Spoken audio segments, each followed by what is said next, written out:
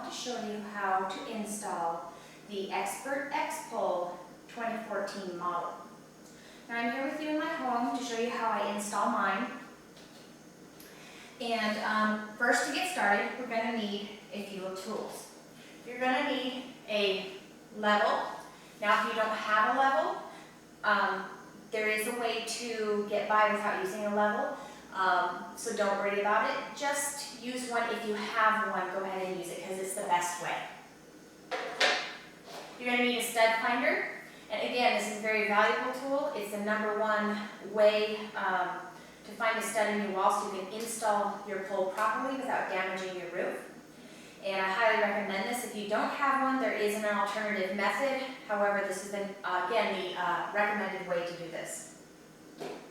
And you're going to need a tape measure, and then, of course, a ladder, which I have here behind me later on down the road. Okay, so to first get started, you're going to need all the poles pieces out that came in your kit that you got in the mail. Now, your kit will come, of course, with a dome package and some packaging or a carrying case for your pole parts. I'm just going to push those aside, and I'll be right back and give you a chance to unpack your box as well and get all the pieces out that came in your box. Welcome back. I'm assuming that you have all the pieces out that you need to install your pole that was included in your kit. Just to go over those pieces briefly, you should have 2 extensions. Unless you ordered extras, you may have more. One of them will be the 250 mm, which is the bigger one. And the other one will be the 125 mm, which is a smaller one, about half the size of the 250 mm. You'll also have X joints that go with those. The bigger X joint is a 200 mm, and it goes with the bigger extension, which is the 250 mm. And then you have, of course, the smaller X joint, which goes with the 125 mm, and the smaller X joint is the 180 mm.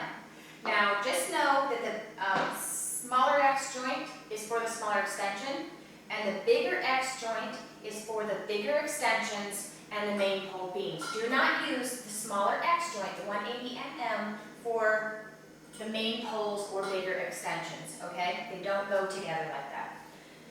So, you should have also your base, your dome, and of course a piece here that goes on the top of the pole that your dome will attach to. It looks like this. You will also pull out of your kit a handy toolkit right here, and inside of your toolkit you're going to find 2 hex keys. One silver, one black. And we'll get into how those are used here in a second. These are also known as Allen wrenches, and if you ever lose these, Allen wrenches are a great replacement if these disappear on you somewhere along the way. Alright, so to get started, we're first going to want to put our main pole pieces together. And we'll do that with our larger 200 mm extension. If you get confused about, not extension, I'm sorry, X joint. Ooh, there's a lot of pieces here. Okay, so with our X joints, if you get confused about which X joint goes with which extension or which main pole piece, you can put them together and you can see that the smaller X joint is a little shorter than the bigger X joint. And so just know that the taller one is most likely the 200 mm, and that's the one that you'll use to put your main pole together. Okay? So what we'll do is we're going to slide the X joint into the main pole beam, aligning the holes, and there'll be a little notch here at the top that also aligns with the pole perfectly. Doing the same with the other side. Again, you want to align the holes and slide everything together. Okay? Just like that.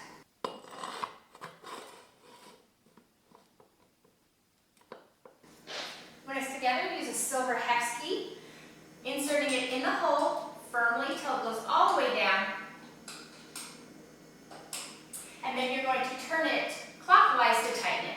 Now be sure that you don't tighten it. Be sure your poles are pushed all the way together and there is no gap before you tighten your hex key. So I'm going to push it together clockwise and do the same on the other side. With my silver hex key, turning it clockwise, I am tightening my X joint.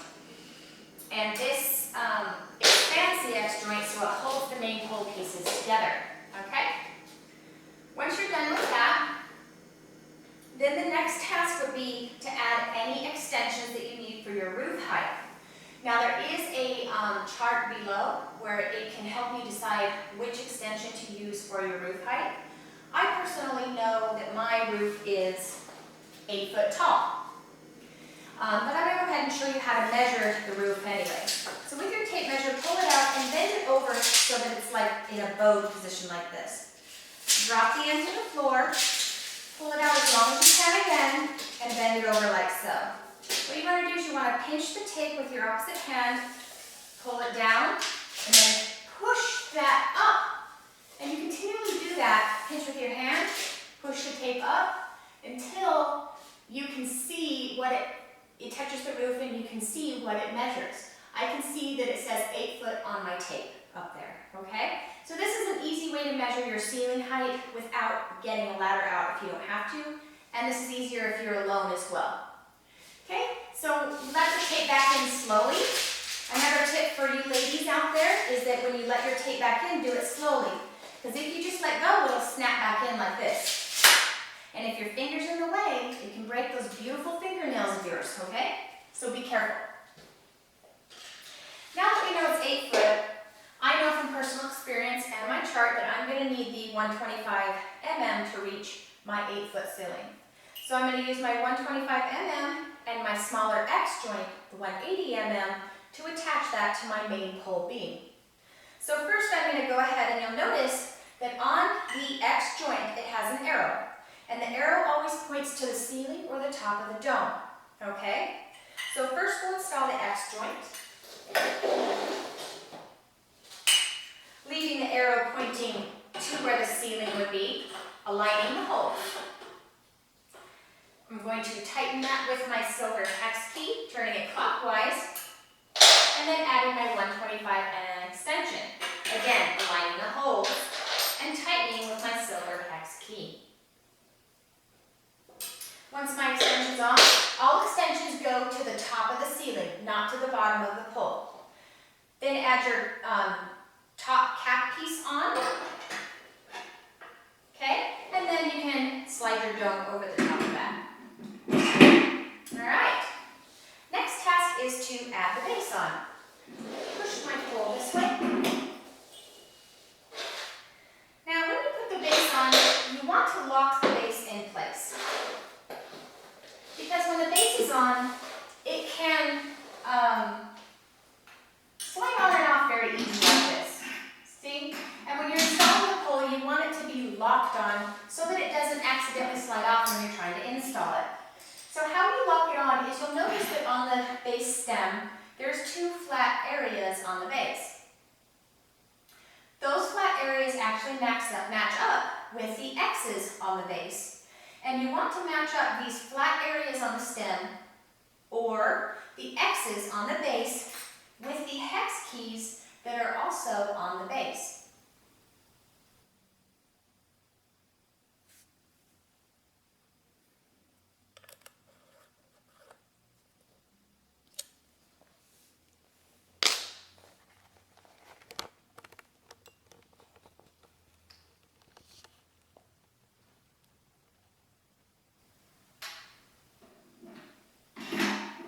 Once your X is aligned with a hex key, then you can use your black hex key. So you line it with the hex nut, and use your hex key to tighten that hex nut down so that the base locks on. And there's 2 of them, so remember to tighten both sides. Okay. Then as you notice after it's tightened, my base will not come off. Alright. I'm going to move this aside since I do not need that extension. And next we want to stand up the pole. But before we can do that, we need to know where it's safe to put the pole. All of these poles must be installed underneath a stud or a joist or a solid structure in your ceiling or you could damage your ceiling. Okay, that is no myth, you need to install this correctly. So if you have a concrete ceiling, you don't need to worry about it. You can pretty much put your pole anywhere. If you have wood or iron bars or ceiling joists or studs, they come by different names, you need to find one of those so that you can put your pole underneath it. The easiest that is by using a stud finder. Now these are very easy to use, and I have a separate video that goes into detail about where to find the stud finder, how to use it, and all of those things in a video below here. So please do watch for that. But basically, to give you an overview, this tool, you can depress the button to turn it on and hold it down. As you can tell, my green markers light up, and it makes a noise to let me know it's turned on. So to use this, you place it on your ceiling or wall, depress the button till it turns on, and then slide it as you keep the button held down, slide it across the wall till it makes a loud beeping noise that it's found a structure underneath. And as you can tell, it has found a stud in my wall. If I keep moving, it quits. If I go back, it's found a stud in the wall again. Now this makes a loud obnoxious beep and it turns red when it's found something. And you want to mark your ceiling when your stud finder finds a structure underneath, because that means that your roof is supported when the pole goes to put upward pressure on the roof. So you would do this with your ladder. You would do your ladder here. Come up here with your stud finder, place it on the roof, hold the button, and then slide across until you find right there where your stud is, and then make a mark with a pencil, okay? Now I've already marked my ceiling with a pencil in several locations where there's support inside of my ceiling. Okay, now you want to mark a couple places on your ceiling because just because that's where you can install it on the ceiling doesn't mean that's where you will like it on the floor. On the floor, you need to have plenty of distance to walk around your pole and safely do your spins, so you need to know what your options are up there when you're down here, so you can move it to the different safe locations and give it a try and see what you like best. So we're going to go ahead and lift this pole up and stand it up. Okay, and what I'm going to do first is I'm going to align it with my mark on the ceiling. Okay, and you want the center of the dome to be basically right where that mark is that you put on the ceiling. From here, you're going to turn the pole counterclockwise, and this will raise the dome to the ceiling.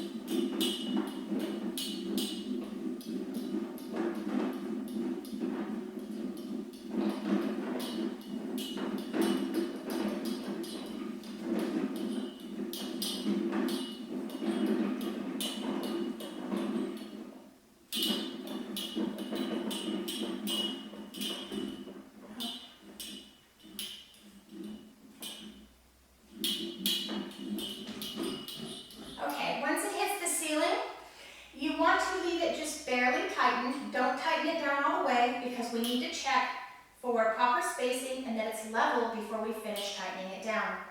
Now, you want to hold on to your pole and move your arms around your pole to be sure that you have enough space to freely do the moves that you will be doing.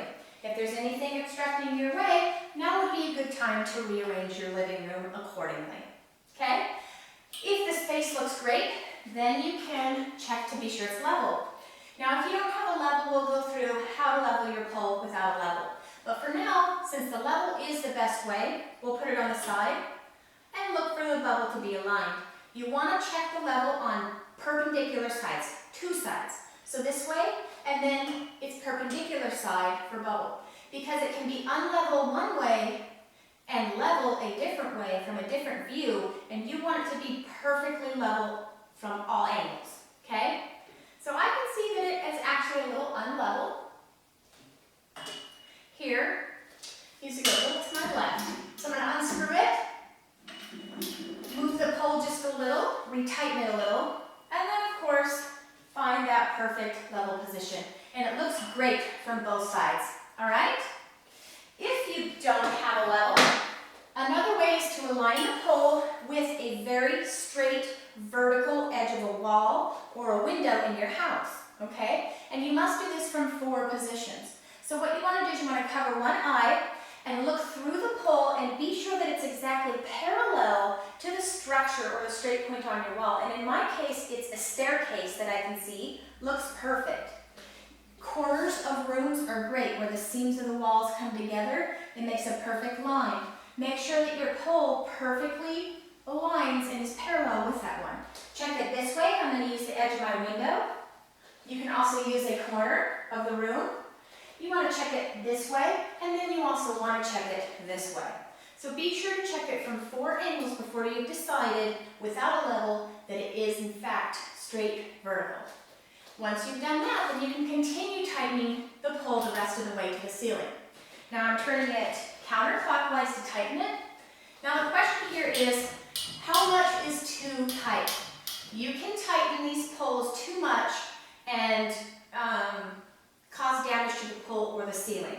So you don't want to do too much tightening, and I do go into another video about that. But basically you want to just tighten enough where you can pull on it and it doesn't move, okay? If you over tighten, you can put so much pressure on these poles that you could bend them or cause damage to your ceiling. So do not over tighten these poles, okay?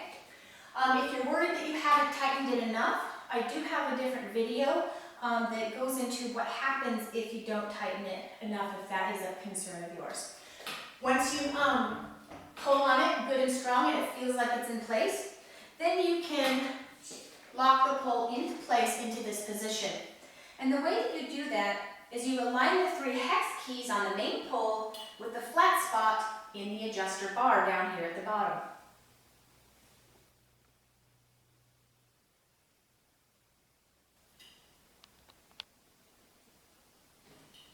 Once you have that aligned, then you're going to use your black hex key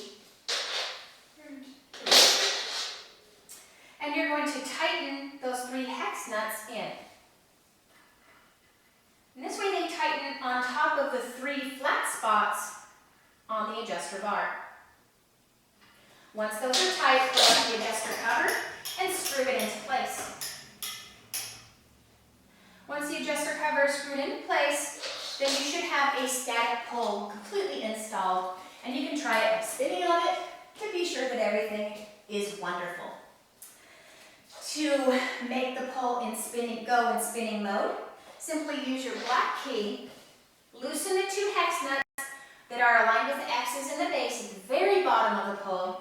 Gently loosen those by turning those counterclockwise. And then your pole will go into spinning mode. And there we have it. The pole spins. This completes your installation video for the X Pert X Pole 2014 model. Please look below for your PDF and additional pictures that will help you get this installed, and you have a wonderful day.